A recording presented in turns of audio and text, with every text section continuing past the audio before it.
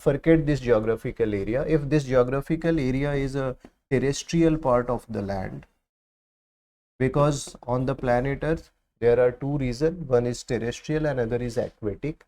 Say for example, if I took the terrestrial ecosystem, a geographical area, okay, and in this geographical area, now as you know that there are various communities, those who survive, and the what is community? The assemblage of different population in a particular area. Now once you look at here, say for example, if you look at, this is a population of a species, this is a population of a species, okay, which is here. Now in this area also the population of other species are also there. This is the second species, and the assemblage of species in a geographical area is known as population. So this is population 1 and this is population 2 in this geographical area. Now when you look at, there is another species population is there, distribution is there, and it may be scattered somewhere like that.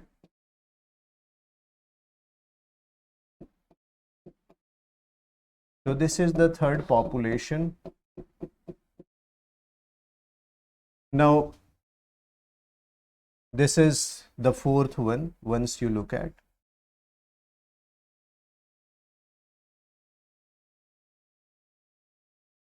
So in this geographical area, variety of species are living, and the group of species in a particular region is known as population. Now what you find that here different population are there. Now once you started learning the gene of this population, population 1, okay, what you observe that certain genes are common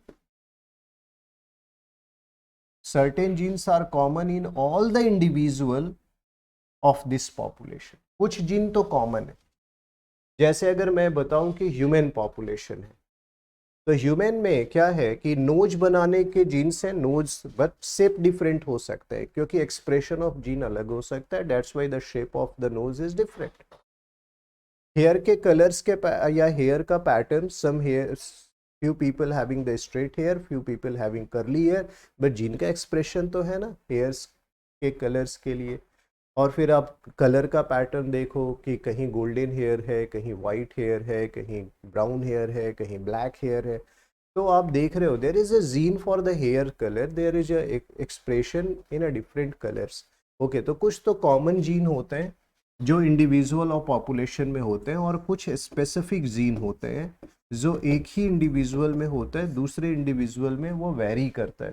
तो यहाँ diversity दिखाई देता है. तो मेरा ये कहना है कि we can find out diversity of gene among population, or you can say within population.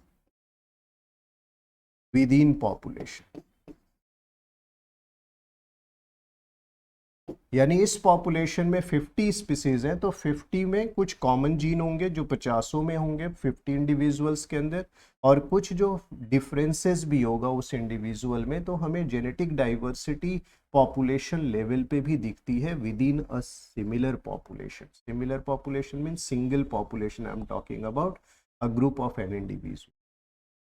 वो ऐसा ही ऐसा यहाँ भी होगा, ठीक है, यहाँ भी होगा ऐसा, यहाँ भी होगा. और दूसरी बात क्या है कि when you look at the comparison between the gene of this population and this population, we find the differences of the gene. So between the population as well as within the population. So within the population we also observe the genetic diversity, and between the population we also observe the genetic diversity.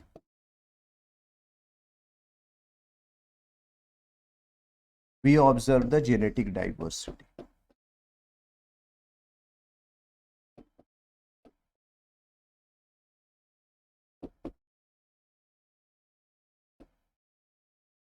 Okay, and due to various expressions of gene we find the differentiate among the individual. तो gene expression में variations के कारण हमें differences भी दिखाई देगा individuals के, ठीक है। तो पहली चीज क्या है कि this earth having the lots of species, some are microbial, some are plants, some are as you know the animal species, and among the animals few are invertebrates and the vertebrates, as you know there are varieties among that. Among the invertebrate there are various phyla, and at different phyla level when you look at there is a genetic differences. अब protozoa को देखोगे उनमें अलग gene होंगे, Porifera को देखोगे अलग gene होगा, सिलेंट्रेट को देखेंगे अलग होगा, हेलमिंथ या वर्म्स को देखेंगे अलग होगा, एनेलिड्स को देखेंगे, आर्थ्रोपोडा को देखोगे, मोलस्कस को देखोगे, इकाइनोडर्माटा को देखोगे. So what we observe that variety of genes present. उसी तरह when you started observing the cropland, in a different crop what you find, the genetic diversity. The gene within the rice is different than the gene within the wheat. So when you look at the croplands, what you find, the genetic diversity. Okay, so what is basically the gene pool? Because we had already learned the biodiversity and I had said that there are 3 levels of diversity we can study. One is genetic, another is specific, and then ecosystem or community. मैं ये discuss कर चुका हूँ, वो concept यहाँ involve है when I am discussing the gene pool. Okay, so what I have mentioned that here, what is the gene pool? Defined as the stock of genes found in an interbreeding population. This is interbreeding population 1. Here the individual of this group can interbreed. Okay, तो इस level के ऊपर ये interbreeding population है, यानी यहां जो individual है वो ब्रीड कर सकते हैं और ऑफ स्प्रिंग पैदा कर सकते हैं, ठीक है। तो इस पॉपुलेशन में टोटल नंबर ऑफ जीन जो होगा that is known as gene stock. So the total number of gene present in an interbreeding population is known as, am I clear to all of you what is gene pool? The entire gene stock in an interbreeding population is known as gene pool. Okay, am I clear? So this is the definition. First you have to understand the definition, then The means in the simplest form which we say like all the traits that are inside that population. The traits is depend on the expression of gene. Getting my point? Yes. So gene expression depend on the ecological conditions. So what I have said that the entire gene stock means totality of gene within the individual of a population is known as what? Gene pool.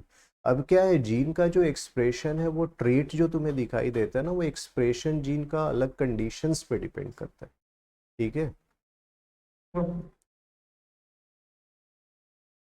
Now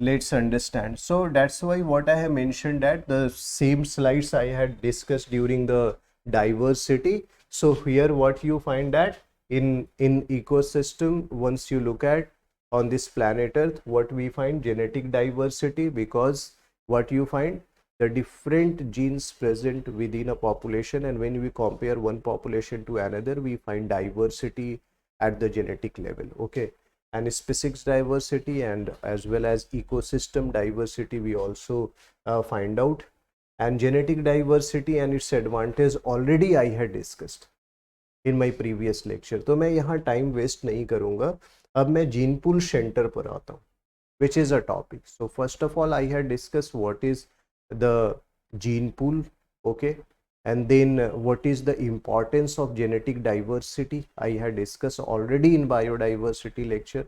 I will provide you the notes, don't worry. And now let's understand what is the gene pool center and how this center has been categorized by the environmentologist and who is the pioneer environmentalist or ecologist who or evolutionarist who classify the gene pool center, okay, of the world. So let's understand this concept here, that the gene pool centers refer to areas, because it is a center on the earth, which are seen as a place where important crop plants and domestic animals originated. What does it mean? अगर आप देखोगे, आपसे पूछा जाए कि potato कहाँ का origin है, यानी नेटिव प्लेस क्या है potato, now the various countries cultivate potato today, but what is the place of origin where these crops originated? Okay, once you started learning this, the place of origin of a specific crop or the domesticated animals, बोला horse कहाँ से आया, horse domesticate करते हो, वो native कहाँ का है, ठीक है. So what is the gene pool center? Gene pool center categorized on the basis of the place of origin of a crop and domesticated plant. तो कुछ वर्ल्ड में ऐसे रीजन है जो जहां पर बहुत सारे क्रॉप्स का क्या हुआ, एवोल्यूशन और ओरिजिन हुई, वहीं से इवॉल्व हुआ और वहीं से ऑल अक्रॉस वर्ल्ड स्प्रेड हुए वो. उसी तरह से कुछ ऐसे डोमेस्टिकेटेड एनिमल्स हैं, आज आप कैटल्स डोमेस्टिकेट कर रहे हो, गोट डोमेस्टिकेट कर रहे हो, and you are domesticating the dogs as well as horse.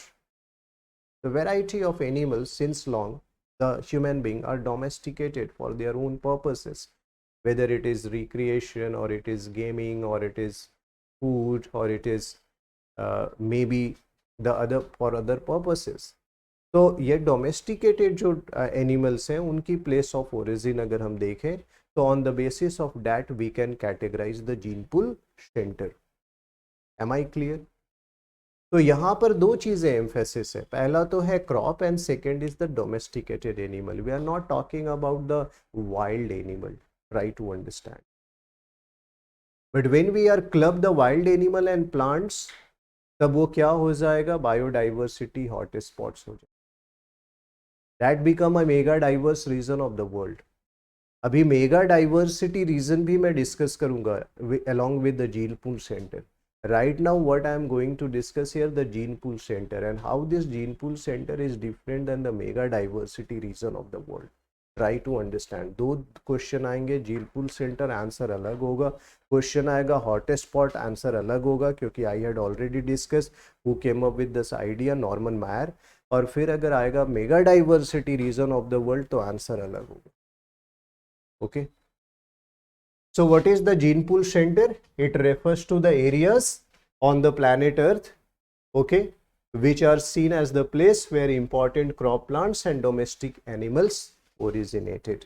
Okay, now they have an extraordinary range of the wild counterparts of the cultivated plant species.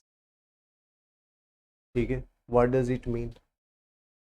The range of the wild counterpart of domesticated species and useful tropical plants. Try to understand. जब हमने cropping start की या जब हमने domestication start किया तो हमने क्या किया, हमने सिलेक्शन प्रोसेस भी स्टार्ट किया. Wild species started growing in a particular environmental condition and the human being started selecting what is grow better in that environmental condition. तो जो वाइल्ड वेराइटीज है और जो प्रेजेंट कल्टीवेट कर रहे हो दोनों में अंतर है. कल्टीवेशन में आपने सिलेक्शन प्रोसेस से उस कंडीशन में जो आपके कंडीशन में बेटर ग्रो कर रहा है, बेटर आउटपुट दे रहा है, प्रोडक्टिविटी दे रहा है, आपने उसको ग्रो करना स्टार्ट किया. यानी इसी डोमेस्टिकेटेड इसी क्रॉप को जो कि आप प्लांट कर रहे हो, कल्टीवेट कर रहे हो, इसकी वाइल्ड वेराइटी भी नेचर में अवेलेबल है, बट उसकी प्रोडक्टिविटी में भी लेस होगी, बट हो सकता है उसका पेस्ट रेसिस्टेंट एबिलिटी हाई हो. तो आज के डेट में जेनेटिसिस्ट जो है, इन्वायरमेंटलिस्ट है, वाइल्ड वेराइटी को भी क्या कर रहे हैं, प्रोटेक्ट कर कर रख रहे हैं, उनके भी जेनेटिक स्टॉक को जीन बैंक में रीस्टोर कर रहे हैं. समझ में आ रही है बातें? दूसरी बात क्या है कि हमने क्या किया कि सेलेक्टिव वेराइटी से या वाइल्ड वेराइटी से हाइब्रिड कर कर नए हाइब्रिड सीड्स भी डेवलप कर लिए। आज जो तुम ग्रो कर रहे हो वो वाइल्ड वेराइटी नहीं ग्रो कर रहे हो, या तो वो सिलेक्टिव वेराइटी है या फिर वो हाइब्रिड वेराइटी से। आप मेरी बात समझ रहे हो कि नहीं? क्यों? क्योंकि आज के डेट पे ह्यूमन पॉपुलेशन इंक्रीज कर गया है, तो हमारे पास प्रेशर है to feed the population, so we emphasise on per acre production and productivity of a crop. Sometimes we have the wild variety having the less productivity, and because they have less productivity, so humans are now not practicing to cultivate that.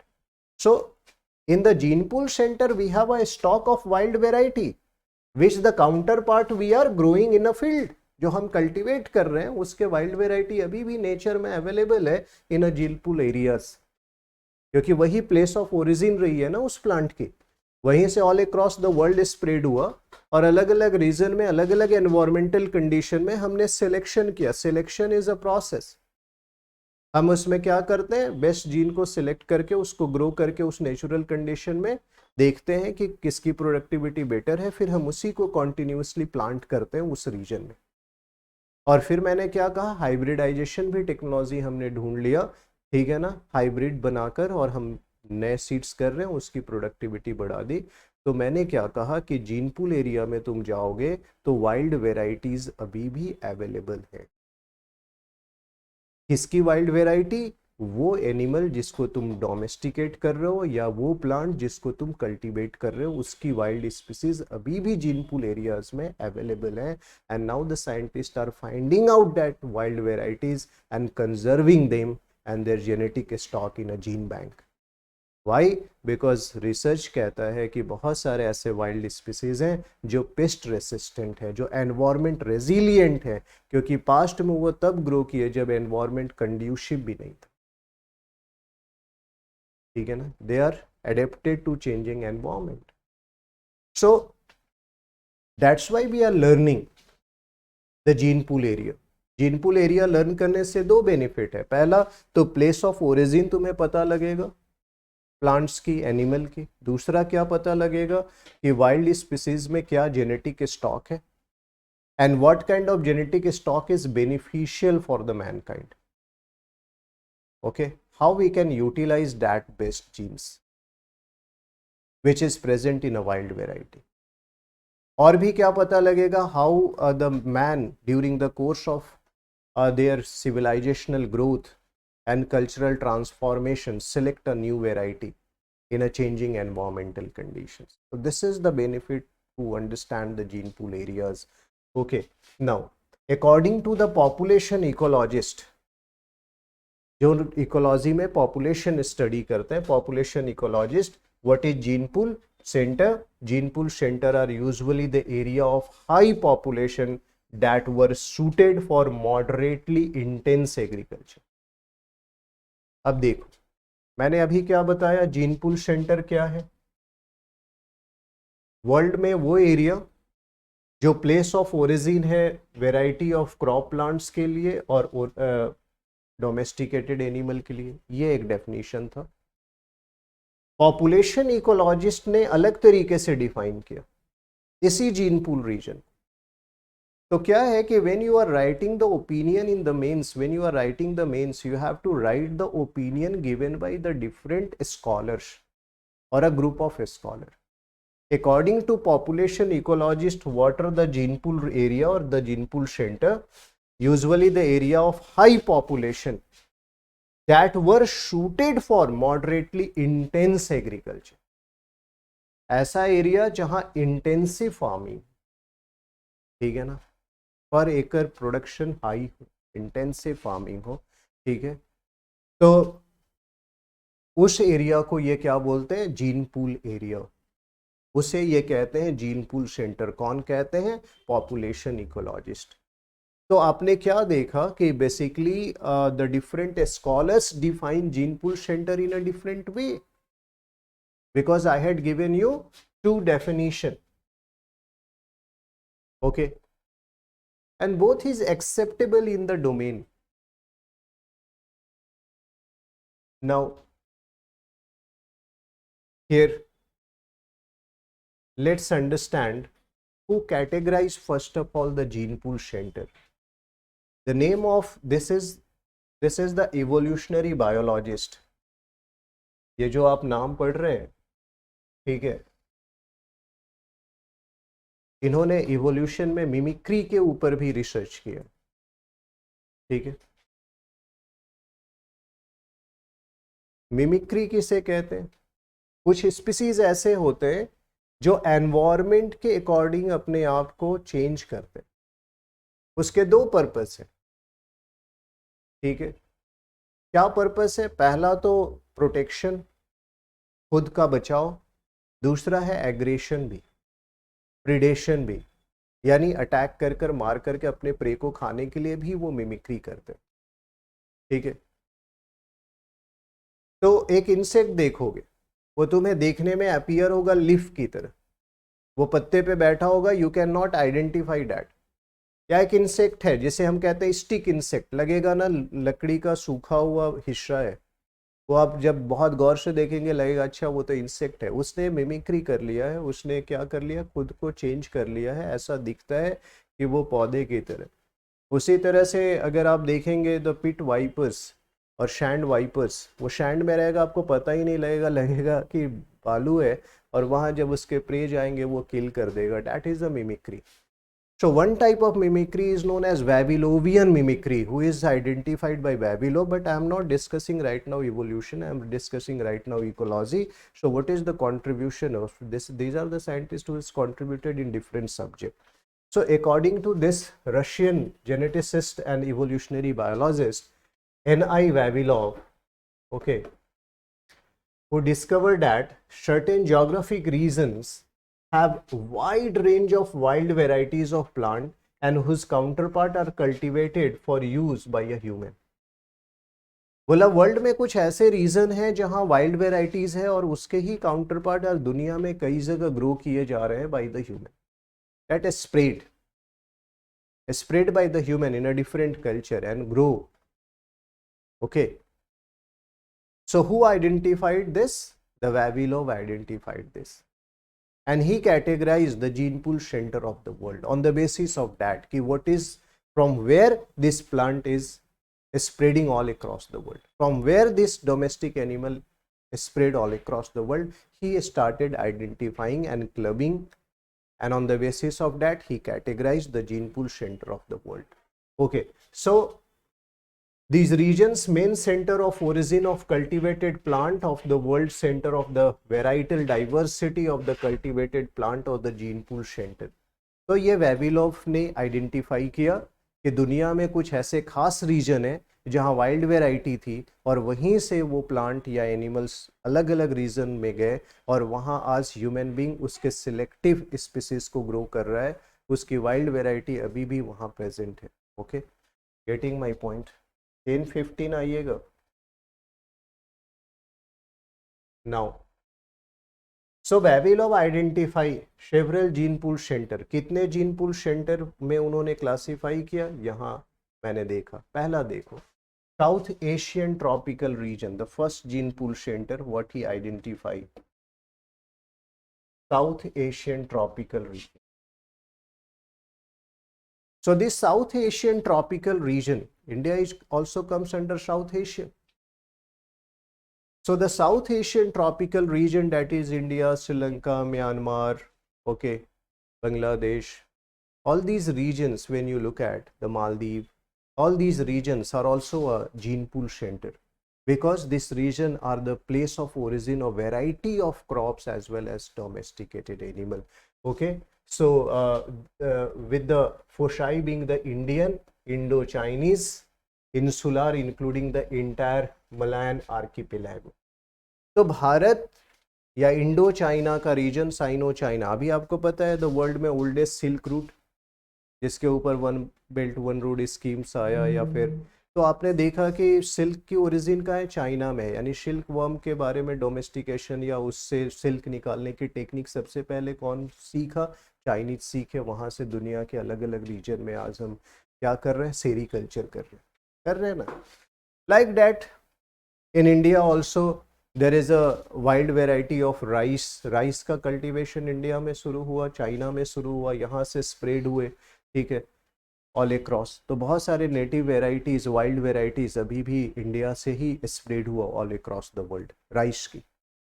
मैं एक example दे रहा हूँ, ठीक है। So what is the first gene pool centre of the world?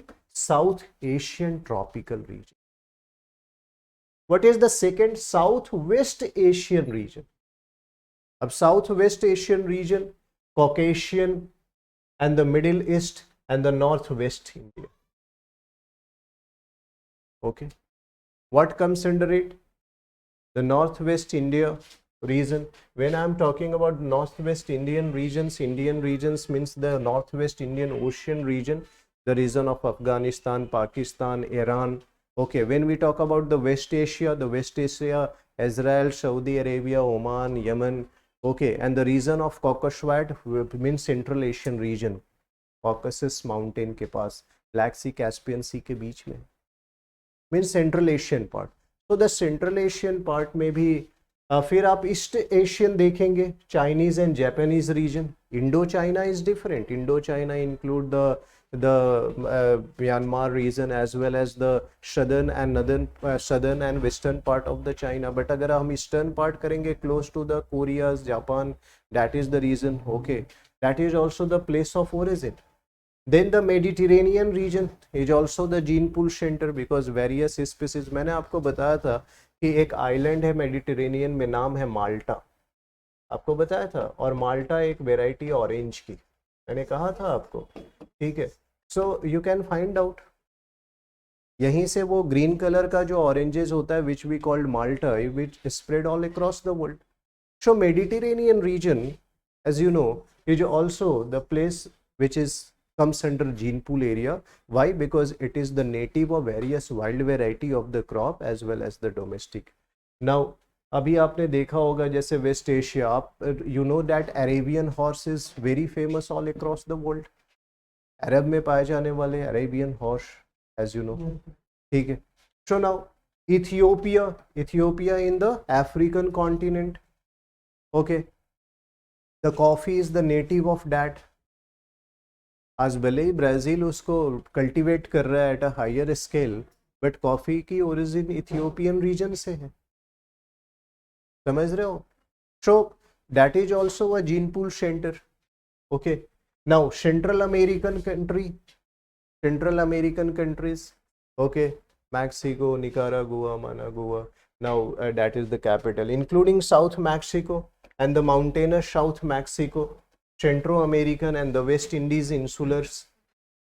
जो West Indies जिसे तुम कहते हो that is Caribbean island, that is a insular environment, island है ना वो। That is also a native place of various species of plants, the wild species of the crop as well as the domestic animals. Now the Indian mountain, Andes in the South America, is the longest mountain chain, tertiary fold mountain within the South America, including the Andean and Chilean or the Orcanian, Bogotan। ये क्या है?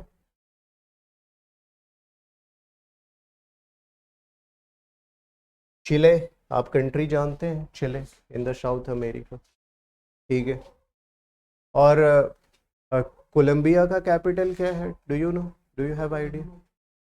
Colombia का कोलंबो है। अरे ये तो बात कर देगा। Can you tell me what is the capital of Colombia? No? And Venezuela? South American countries these are. अच्छा, Bogota का नाम सुना है? Have you heard any time Bogota? So here I have used the word Bogotan. Okay, on the name of that capital. Okay, so what I am talking about, that South America is also a place where various wild crops and domestic animal originated and spread all across. So how many gene pool centers identified by Vavilov? 7 gene pool center identified by Vavilov. Okay, now look at these are the gene pool center। अब देखो यहाँ, ये है central America, and this is the South America. As you know, this is the entire Africa, and when you look at, this is Mediterranean region, the West Asia when you look at, and this is the South Asia and the East Asia. Okay, now when you look at, and this is the Australia. So here what I have mentioned, that this is the place of origin of maize, sweet potato, squashes, chili peppers, ठीक है ना, avocados, as well as custard apple. शरीफा, बात समझ में आ रही है? ये यहाँ से ओरिजिन हुआ from the central America and spread all across the world. Now from when you look at, this is the Andes mountain. Andes is spread from here to here, the longest mountain chain, okay, of the world. Now when you look at the Andes, is a place where white potato, tomato, pumpkin, okay, quinoa and papaya, strawberries, ये यहाँ से originate हुए और पूरे दुनिया में फैले. When you look at, this is the Brazilian region, Argentine region, नीचे यहाँ पे देख रहे हो, ठीक है. एंड वंस अगर आप यहाँ देखेंगे, द कैपिटल पराग्वे है और उरुग्वे है countries. So there is a Uruguay, Brazil. अगर आप इस रीजन में आप देख रहे हैं, व्हाट इज द ओरिजिन, यहाँ प्लेस ऑफ ओरिजिन किसका है? पीनट्स, ठीक है, pineapples, cashew nut, Brazil nut, passion fruits, cocoa, ठीक है, cotton, tobacco. Now when you look at this Mediterranean region, barley, oats, grapes, olives. Mediterranean is known for citrus fruits, okay, dates.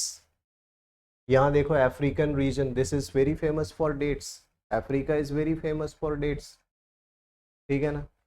खजूर के लिए बहुत famous है. Egyptian, Nigerian, Ethiopian dates is very costly in the market, ठीक है. So this region is African desertic area is known for the dates variety. तो यहीं से ओरिजिन है. शुगर बीट, लेक्स, ठीक है ना, asparagus, lettuce, all these are originated from this region. अभी यहाँ देखिए, गल्फ ऑफ गिनी, यहाँ पर आप देखेंगे the Ghana, Senegal, all these countries are there. Niger, क्या है? Millets, gourds, kola nut, palm. Palm के लिए Nigeria is very famous. Central African countries, Egypt, ठीक है ना, दिस आर वेरी फेमस. ये यहाँ से है. ये ड्राई रियाल्म के पौधे हैं ना. आप पाम का पौधा देखे हैं, ठीक है, इंडिया में भी मिलता है, ताड़. तो क्या होता है, वो ड्राई एरिड रीजन्स में भी ग्रो कर सकता है. Now when you look at this region, now Kenya, Uganda, ठीक है ना. और अगर आप यहाँ से रीजन देखेंगे इधर टिल जिम्बाब्वे, तो आपको क्या दिखाई देगा? Hard wheat, vetches, coffee. Ethiopia में बताया था कॉफ़ी, ठीक है ना. तो अगर आप ये रीजन देखेंगे, कैस्टर बीन्स, कॉटन. फिर अगर आप देखोगे India, south Asian region, India, Sri Lanka, ठीक है, Bangladesh, okay. Now when you look at this region, rice, few millets varieties, sorghums, peas, mango, kapok, jute. Jute and kapok is a fibrous crop, fibrous crop, ठीक है. अब फिर देखो यहाँ, when you look at this, the China region, Mongolia region, buckwheat, soybeans, mustard, ठीक है ना, rhubarb, mulberries, these are. Then when you look at this region, when the citrus fruits, okay, what is this region? The South China Sea. Along this region, when you look at, okay, here there is the Philippines, here Malaysia, Indonesian islands are there, and here Vietnam, Cambodia, Laos, all these region which comes under Southeast Asia. Okay, banana, yam, cassava, rice, tea, ठीक है.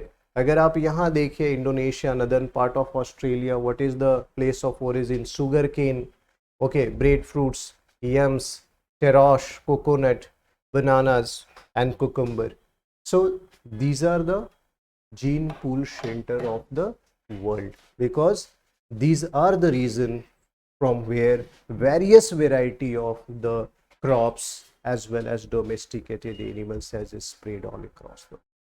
I had mentioned here some crops and their place of origin. Okay, now So Vavilov identified other area where plant had been introduced into culture from the wild flora. इन्होंने क्या कहा कि कुछ ऐसे भी area को आइडेंटिफाई किया जहां वाइल्ड एरिया से कल्चर में लोगों ने यूज करना स्टार्ट किया. Culture, agriculture is also part of culture for subsistence cultivation.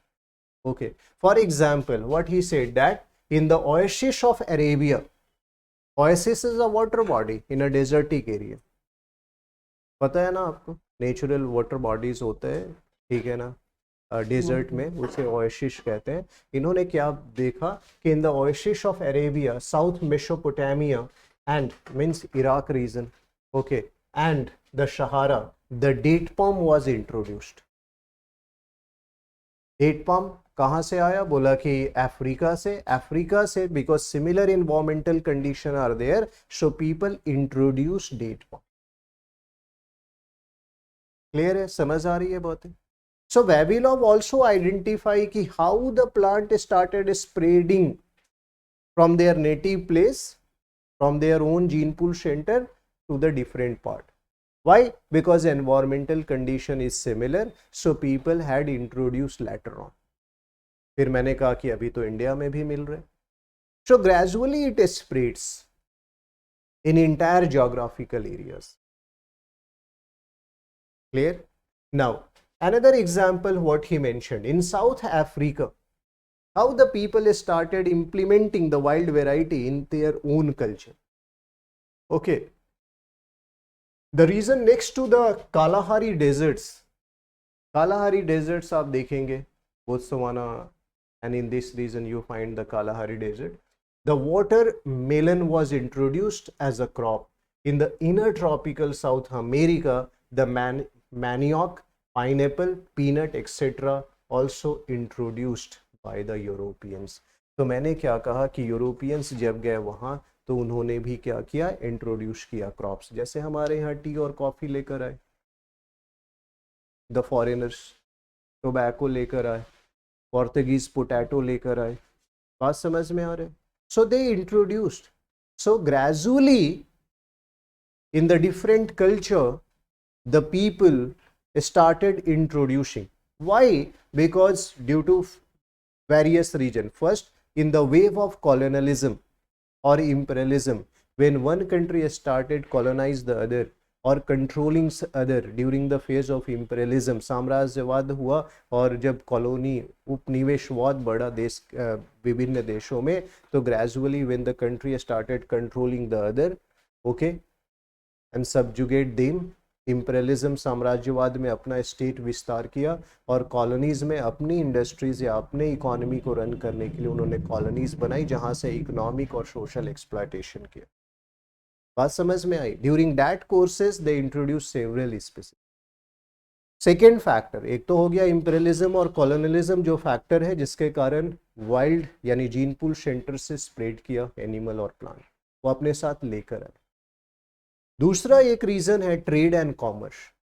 When the people started trading between the different civilization and culture and they understand about various crop variety and the animal, they also bring that animal and plant in their own culture and introduce there. Getting my point? So during the ancient trade, the people knows. So how the West Asian knows about the date palm? Because they move for the trade and commerce to the Africa. Okay, and what they found that this plant may be suitable to our environment, so they bring that plant to their own culture and introduce. So these are the regions how these species is spread all across the world.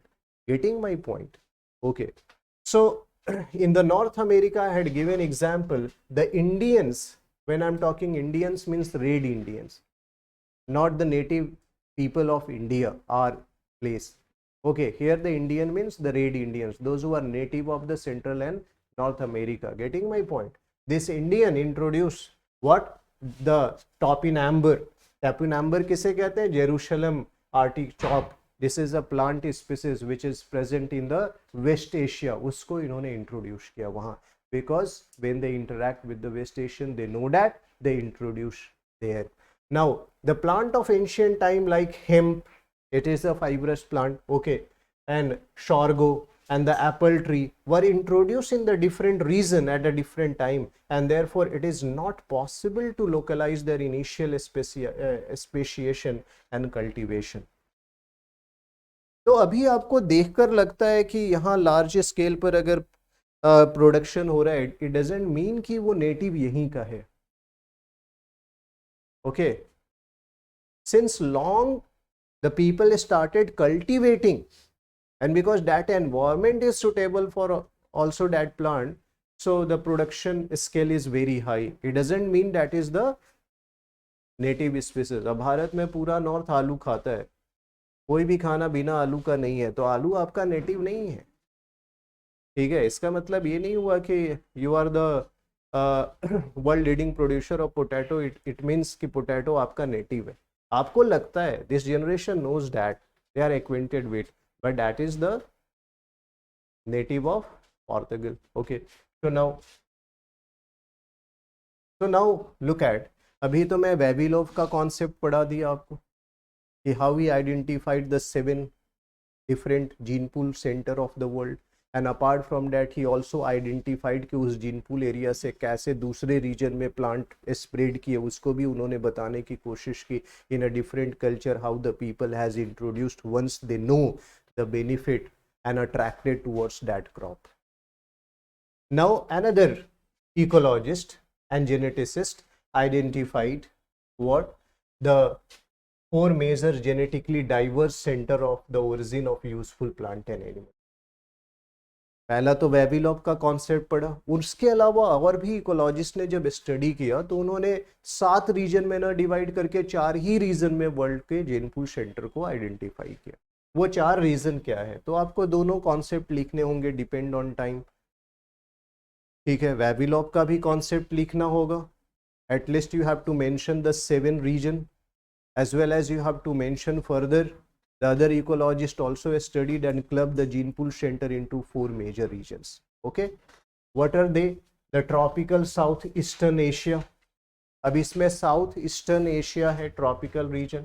Okay, the origin of rice and chickens etc is takes place in this region. Okay, clear? Second, the temperate southwestern Asia. Temperate southwestern Asia, the place of origin of wheat, goats, sheep and asses. सीधा व्यक्ति यहीं से आया. And the central Andes of the South America.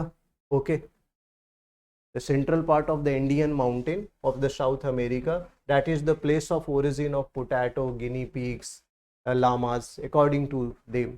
Other variety of potato is also originate in Europe, the Portuguese. And subtropical and the temperate Mexico, that is the Central American part, which has yielded corn, maize and the turkeys, a bird. Okay, so they also identify and club the 4 gene pool center of the world. So according to Vavilov, there are 7, but other ecologists had classified the gene pool center into the 4 different regions. Am I clear? Okay. So what you can do that you can make a world map and you can identify these 4 regions on the world map like that I had mentioned above.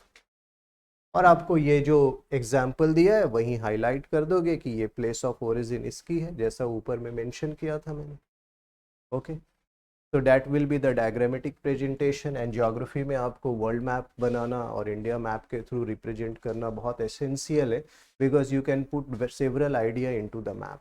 Okay, if you have a less time you can even draw a map and you can show the region as well as few species in that regions. Okay, so that will give you a more marks. Okay,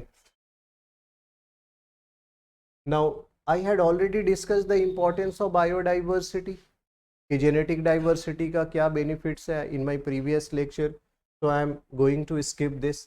Now अब देखो, अभी यहीं तक classification नहीं है, अब आगे थोड़ा और देखते हैं. Okay,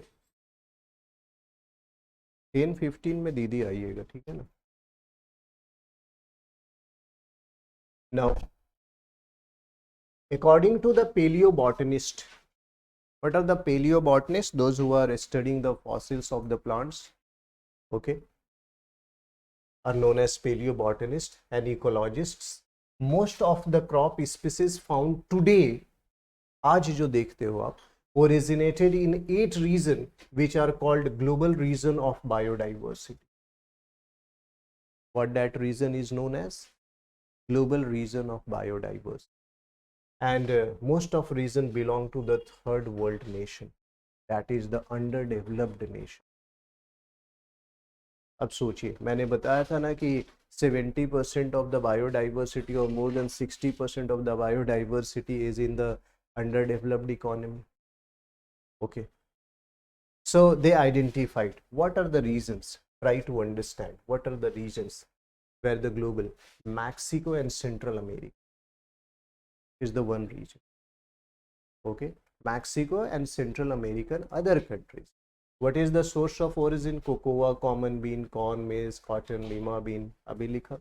Andean mountain, Andes is the source of origin of corn and maize, common bean, potato, peanut, tomato. Asia Minor, the region of the Turkey and all is known as Asia Minor region. And Mediterranean, alfalfa, barley, cabbage, carrot, garlic, grape, अभी बताया था, oat, onion, pea, pear, rye, wheat. Ethiopia, banana, barley, coffee, cowpea, onion. Ethiopia is the Africa, is the third world. Okay, Asia Minor also the underdeveloped economy. Andes in the South America is a developing and underdeveloped economy. Okay, Central America is also the developing economy. Ethiopia, as I have said already. Central Asia, the source of origin, apple, apricot, barley, carrot, cotton, grape. The India, cotton, cucumber, chickpea, lemon, orange, pigeon pea, rice, sorghum, soybean, sugarcane, various grams, and Southeast Asia, banana, orange, rice, sugarcane, etc.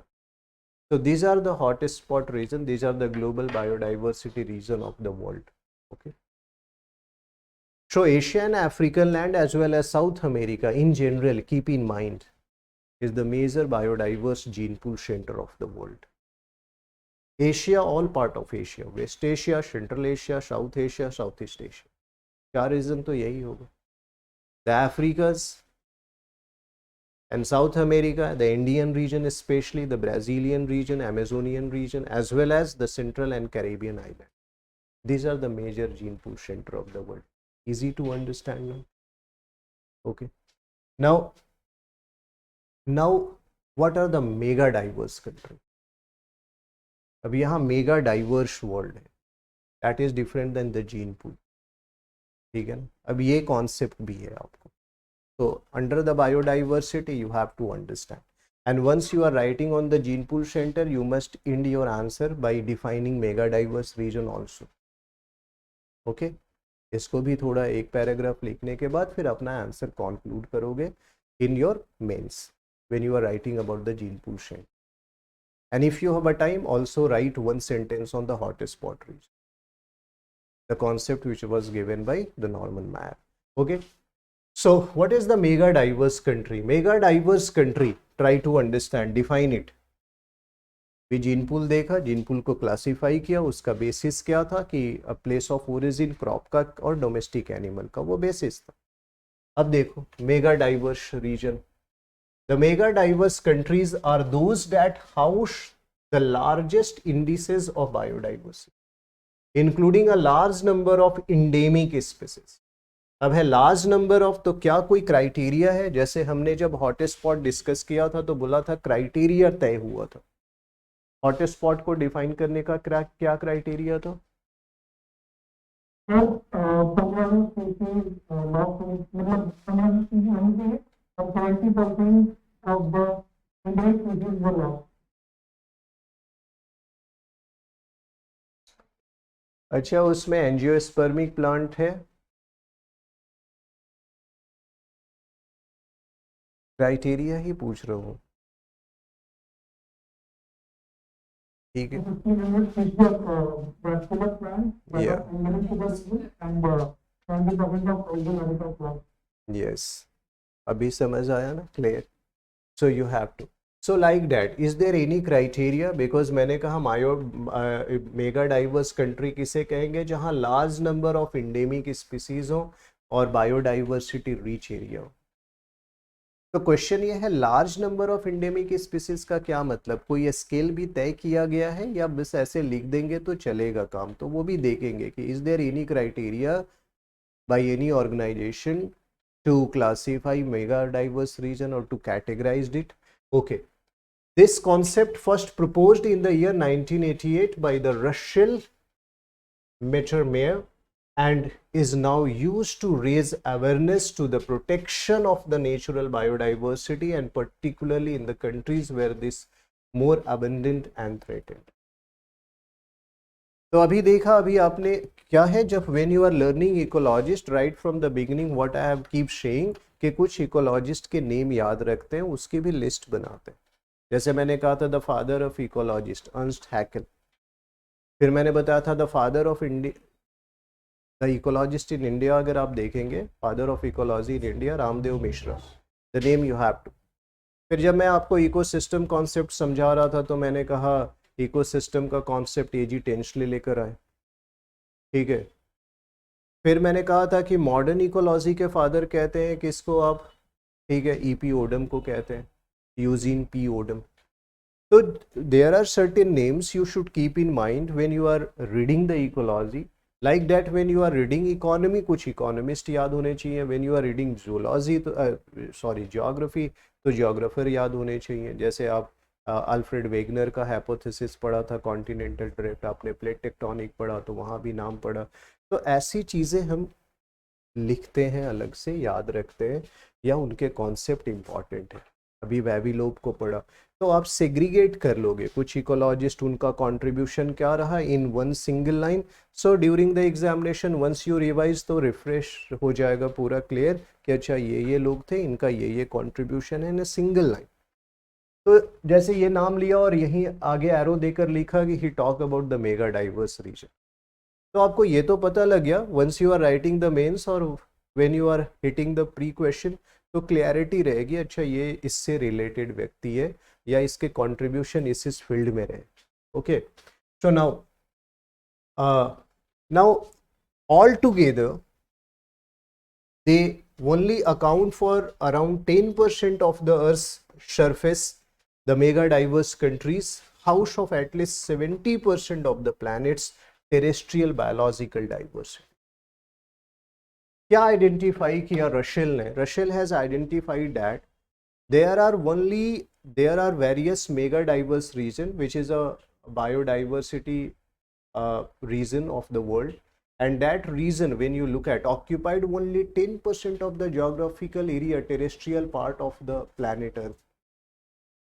अब आपको पता है कि 70% तो ocean है, 29% part अर्थ है, ठीक है, और उस 29% अर्थ पार्ट में उसको अगर 100 मान लो तो उसका 10% ही रीजन में मेगा डाइवर्स कंट्रीज स्प्रेडेड है, बट उस 10% एरिया में 70% biodiversity with terrestrial part. That's why that region is very very important.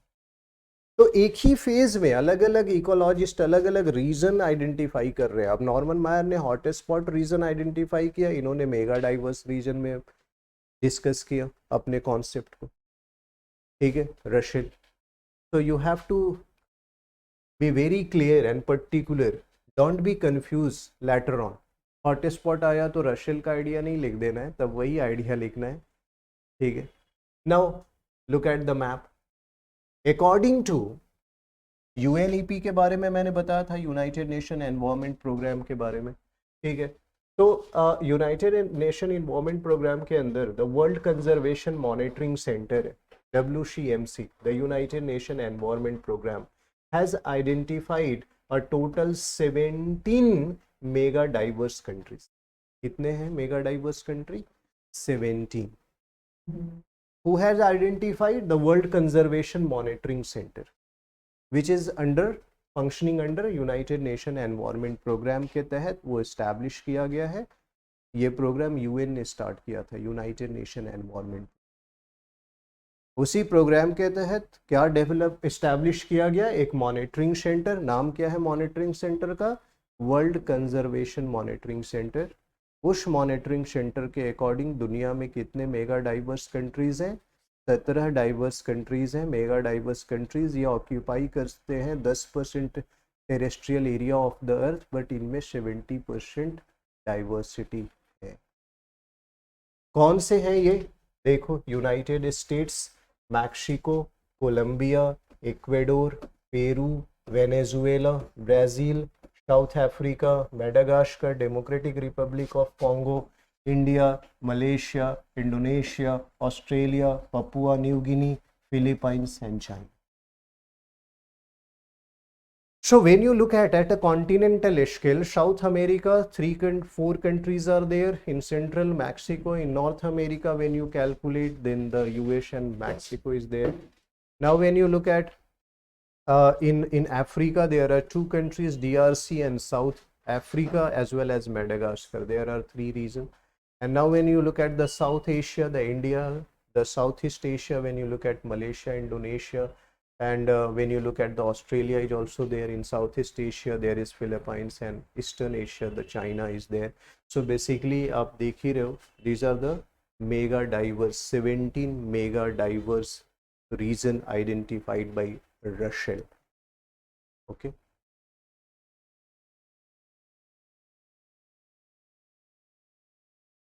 Now characteristics क्या है, यानी किस बेसिस पर हम आइडेंटिफाई करते हैं। मैंने बताया था ना कि अभी हम लोग बेसिस भी पढ़ेंगे, ठीक है। क्या है कैरेक्टरिस्टिक्स, फीचर क्या होना चाहिए?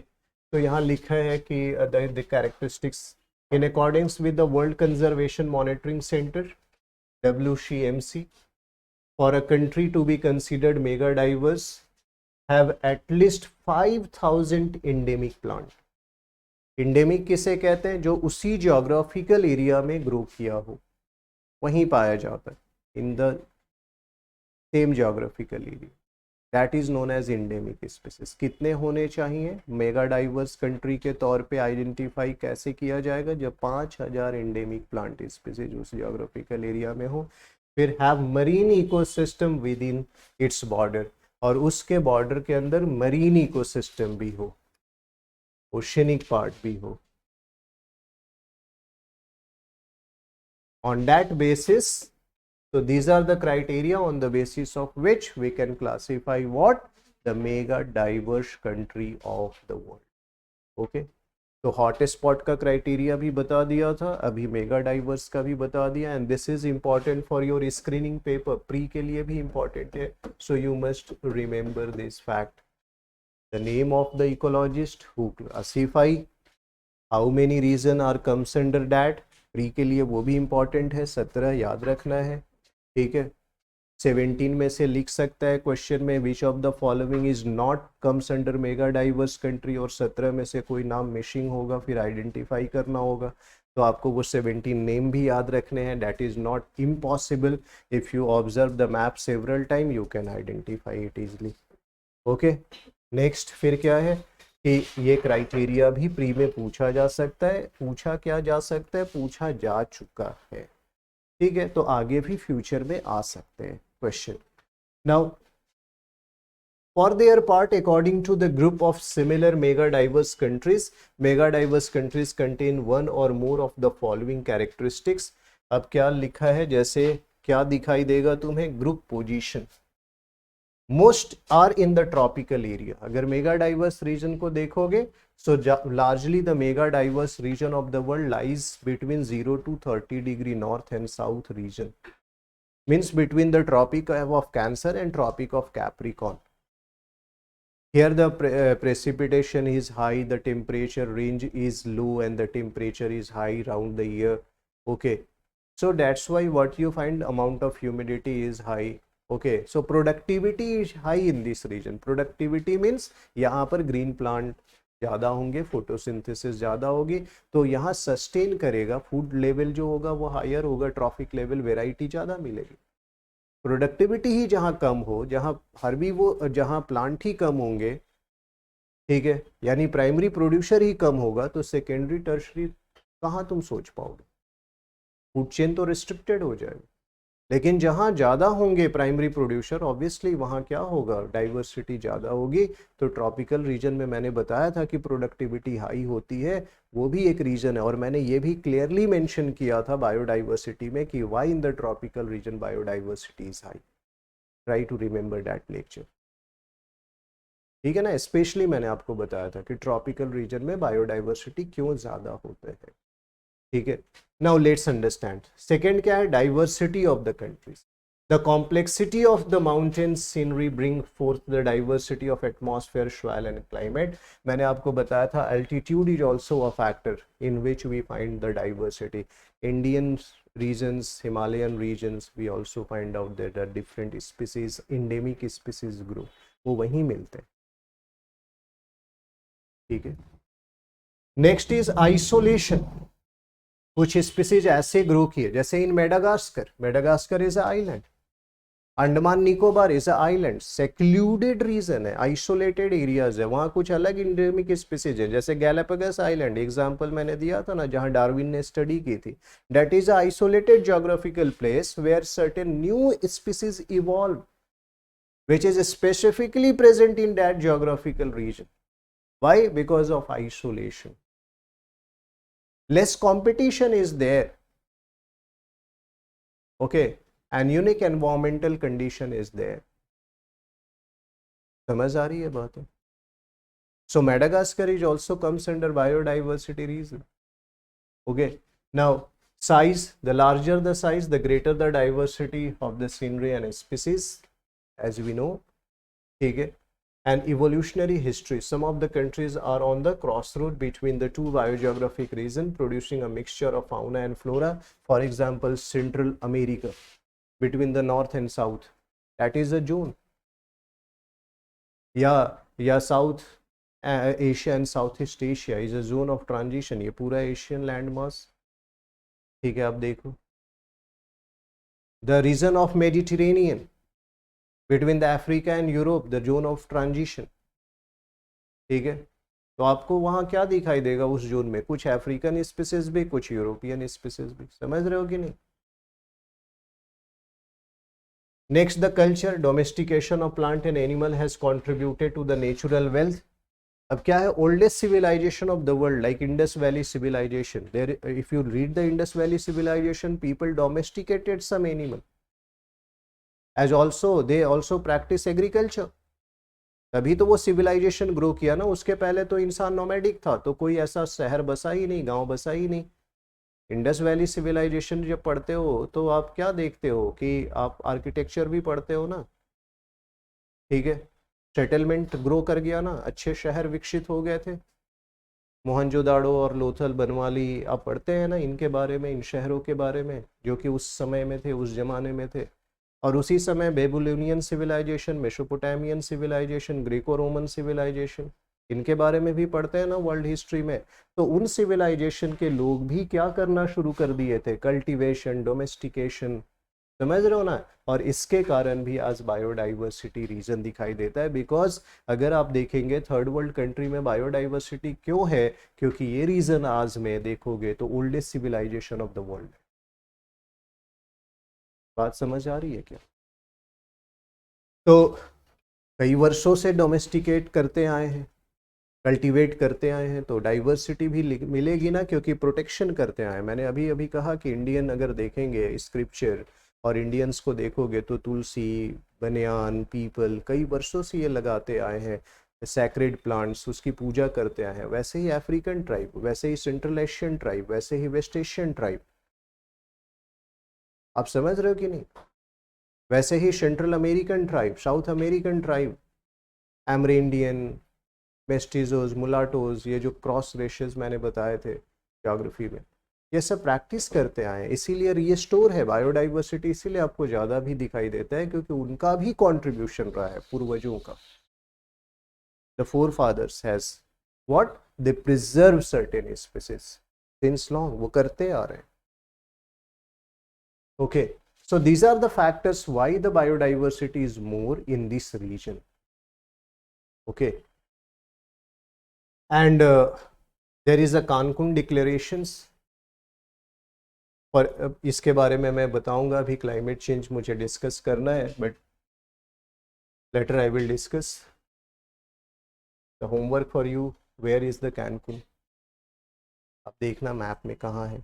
सो there is a Cancun declaration which gives the guidelines and the group of the similar mega diverse country has been committed for the more than 15 years among other of the following objective।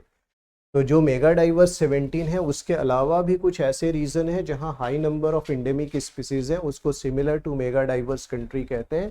तो mega diverse और वो country जो similar to mega diverse है जहां endemic species की ज़्यादा variety है, उनके लिए कुछ गाइडलाइंस है, जैसे presenting common position in the international forum related to biological diversity. तो 17 कंट्री के साथ साथ वो कंट्रीज भी अपने बारे में देंगे, अपने बायोडाइवर्सिटी के बारे में जानकारी, जो जहां इंडेमिक स्पीसीज हायर नंबर है, जो similar to mega diverse country. ठीक है, गेटिंग माई पॉइंट। ये कानकुन डिक्लेरेशन में तय किया गया। और क्या, promoting the preservation of biological diversity in the countries of origin and the development of joint research project to make inventories of their resources and to invest in the development and application of endogenous technologies in pro conservation and sustainable economic activity at a local level। क्या करना है? All the country have to develop a joint mechanism for the research and the technological development, and they will also collect the finance and the funds for the development and protection and preservation of the biodiversity or endemic species in that region, okay, according to Cancun Declaration। Another part is ensuring that, और क्या है Cancun Declaration में, the ensuring that goods, services and benefits of conservation and the sustainable use of biological diversity serves to support the development of the people। और मैंने आपको बताया था कि it is also comes under CBD। CBD का तीसरा क्या था? fair and equitable sharing of the biodiversity। that is also the agenda, okay, under the Cancun Declaration। तो ये है, and jointly exploring the ways to exchange information so they can create a future plan for harmonious growth and development of and conservation of biodiversity, and establishing the regulatory framework that produce incentives for the conservation and sustainable use, encouraging action with the other countries, ठीक है ना, ये भी है, and jointly combating the undue and illegitimate appropriation of genetic resources। And what are the significance of the biodiversity? I had already discussed that the ecological services it provide. Under ecological, it also provide the supporting services and the provisioning services, regulating services. It also provide the cultural and aesthetic values are also there। The biodiversity provides the habitat, जैसे जंगल है, habitat for the millions of species, okay, okay। Economic services, coral reef है, that is also, coral reef area is also the habitat for the large number of species, okay। And what are the threat? I had already discussed the threat to the biodiversity। These are the common point what you have to write here also in case of gene pool discussion। Genetic stock को harm कौन करेगा? ये activity, okay. Habitat loss, pollution, species over exploitation, climate change, invasive species, ये harm करेगा उस reason को। और फिर कैसे बचाएंगे आपको? तो आप इसके बारे में भी मैंने डिस्कस किया था, threat to the biodiversity, natural, man made, ऐसे ये डिस्कस किया था। और कंजर्वेशन स्ट्रैटेजीज भी डिस्कस कर दिया है मैंने, ठीक है, protected area network and all. तो gene pool and stability and survival of ecosystem is not the gene pool is need for the ecosystem sustenance? Yes, of course। If the genetic diversity is more, then the environment will be more sustainable। Am I clear to all of you? So this discussion I had mentioned, it is true that gene pool confer great stability to an ecosystem। For instance, a complex ecosystem which has plant and animal exhibiting rich genetic diversity as that of tropical rainforest remain stable for long time if not interfered with. Okay, but less diverse gene pool ecosystem like the tundra less diverse है, harsh climatic condition है, कम species है वहाँ, ठीक है ना, are very fragile and easily succumb to the sudden shift in the size of population of a species. ठीक है, तो क्या चाहिए, agrofield is also very limited biodiverse region, वहां तो तुम प्लांटेशन कर रहे हो ना कुछ खास स्पेसीज, एक बार पेस्ट अटैक हुआ सारे पौधे खत्म हो जाएंगे, तो more susceptible, more prone to damage है ना, समझ आ रही है बातें। तो जहां जीन पूल, जहां जेनेटिक डाइवर्सिटी ज्यादा होगी, वो एनवायरमेंट, वो इकोसिस्टम मोर सस्टेनेबल ग्रो करेगा, ठीक है, क्यों ग्रो करेगा समझ आ रहा है। Next, link between culture and biodiversity, is there no link, मैंने अभी अभी समझाया कि how the Indian are just conserving various plant and animal species since long because there is a cultural significance. गाय की पूजा कर रहे हैं और नाग पंचमी में नाग की पूजा कर रहे हैं। अब समझिए बात ये कि नाग which is poisonous but despite the man is preaching. Why? Because man's understand far before this younger generation कि how this poisonous species is also important for the sustainable growth and development of a mankind. अगर मैं ऐसे सोचूं scientifically, तो इंसान इतना समझदार था कि वो समझ गया और कंजर्वेशन की बात किया और नाग की पूजा करने लगा इन द नाग पंचमी। समझ में आ रही है बातें, अभी आप देख के मार देते हैं और आज इन्वायरमेंटलिस्ट आपको कहते हैं कि नहीं मारो नहीं। आप देखते हैं ना awareness there is a creating, वो अवेयरनेस तो पहले से ही है ना इंडिया में कि लोग पूजा कर रहे हैं, मीन्स कंजर्व। कुछ ऐसी सोसाइटी है जो नहीं किल करती। तो try to understand the rich heritage and culture of India even like that other also. Okay, एक ट्राइब है that is known as Zulu in Africa. क्या करते हैं पता है, यहाँ काऊ को, कैटल्स को यहाँ प्रिक करते हैं, एक छेद करते हैं, उनकी ब्लड पीते हैं, लेकिन मारते नहीं, उसकी पूजा करते हैं। ऐसा नहीं कि पी के मार दिया। देयर क्या है, एजिलिटी बढ़ता है, उनका मानना क्या है, एजिलिटी बढ़ता है, स्ट्रेंथ बढ़ता है इंसान की, क्या पीने से, कैटल का ब्लड पीने से।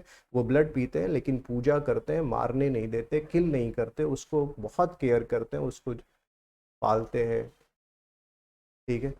There is a conservation strategy. So the culture is intricately linked with, मैंने कहा तुलसी, मनी प्लांट, एलोवेरा। चरक संहिता में चरक ने आयुर्वेदिक प्लांट के बारे में बहुत पहले लिख दिया है, ancient time period. They had mentioned several plant species and their medicinal values, and the people are practicing. So there is a link between the culture and that, ठीक है। बट वृक्ष की पूजा होती है, आंवले के नीचे खाते हैं, ठीक है, पीपल की पूजा करते हैं, तो बहुत सारे हैं, खेजरी प्लांट की पूजा होती है, ठीक है। तो like that, okay. So this is for you people and biodiversity conservation के बारे में ये बता दिया था। I have discuss in situ ex situ conservation and the method of that. So this is all about, in gene pool center conservation you have to also mention how we can conserve that reason. The same point is there what you have mentioned in the earlier biodiversity के बारे में जो mention किया sir. So this is all about that. कल मैं आपके साथ discuss करूँगा the climate change and the sustainable development. Okay? तो चलो फिर, have a nice time. Thank you. Now, do you have 5 minutes after the class?